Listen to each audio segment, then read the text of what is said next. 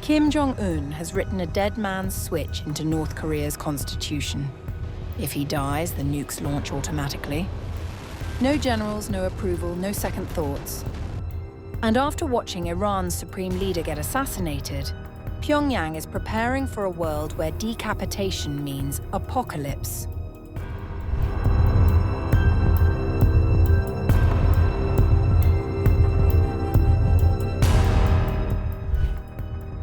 North Korea has rewritten its constitution, and buried inside the new text is one of the most chilling provisions any nuclear state has ever put on paper. In March, Pyongyang quietly amended its nuclear policy law. The change was only made public on May 7th.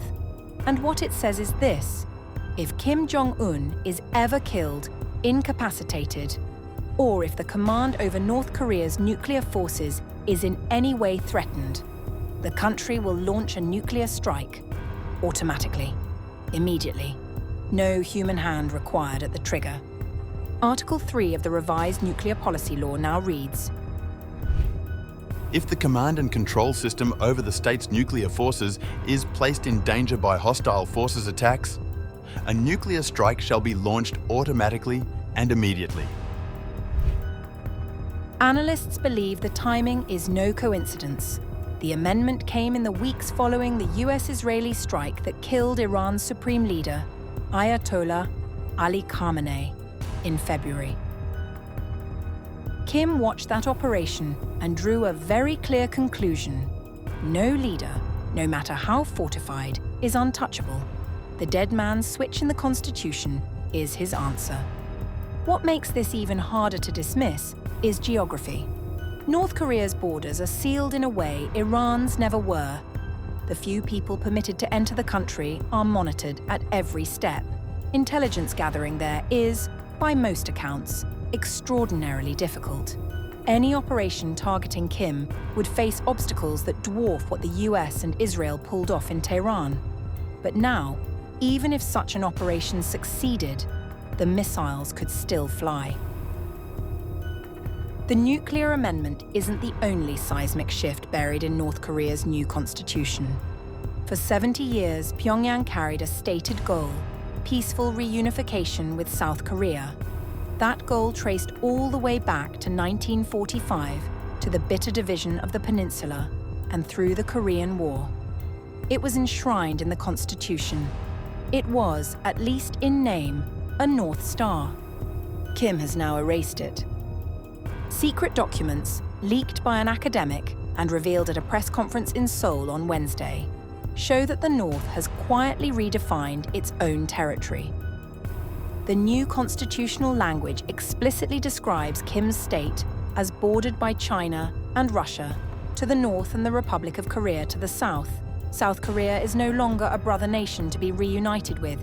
It is a foreign country, an adversary, defined in law. Experts say this is a fundamental shift.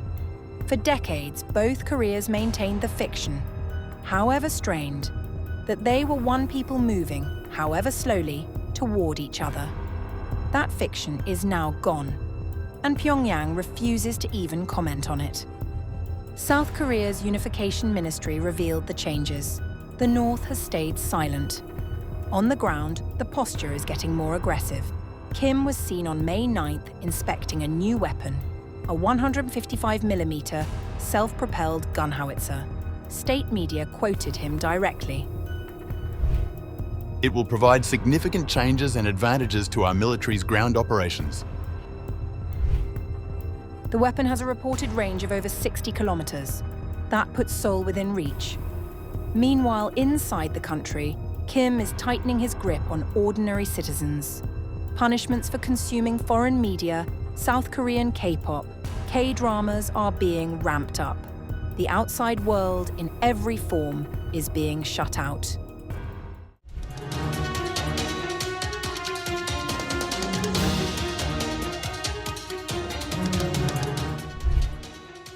North Korea has a new gun, and it is pointed at the south. On May 8th, Pyongyang's state media released photographs of Kim Jong-un visiting a munitions factory on May 6th where a new 155mm self-propelled howitzer is being produced for deployment along the southern border before the end of this year. The weapon has a strike range of over 60 kilometers. Seoul sits roughly 50 kilometers from the border, home to 10 million people. Kim was unambiguous about what the weapon was for. Kim Jong-un said that the striking range of this large-caliber rifled gun, which units at the border lines are to newly equip themselves with, along with various operational and tactical missile systems and powerful multiple rocket launcher systems, is over 60 kilometers. And that such rapid extension of striking range and remarkable improvement of striking capability will provide a great change and advantage in the land operations of North Korea's army. The howitzers are not the only new hardware on display. Kim also ordered the deployment of additional tactical missile systems and multiple rocket launcher systems along the border within the year. From the factory floor, Kim went to see. On May 7th, Kim boarded the Choe-hyun, North Korea's largest and most advanced warship, to oversee maneuverability tests ahead of its commissioning in mid-June. The 5,000-ton destroyer, unveiled last year, represents a significant step in Pyongyang's push toward building a blue water navy. Kim has ordered 2 more destroyers to be built, with a third due for completion by October. His teenage daughter Ju Ae was at his side throughout the destroyer visit, appearing in photographs on the bridge, on deck, and dining with the crew. South Korea's intelligence service said last month she could be considered Kim's heir. The timing of these displays is deliberate. North Korea recently revised its constitution to remove all references to reunification with South Korea, formally cementing Kim's position that the two countries are separate and hostile states. South Korean President Lee Jae-myung has pushed for dialogue since taking office. What Pyongyang has done is supply missiles and artillery to Russia for use in Ukraine, gaining real battlefield data on its weapons in return.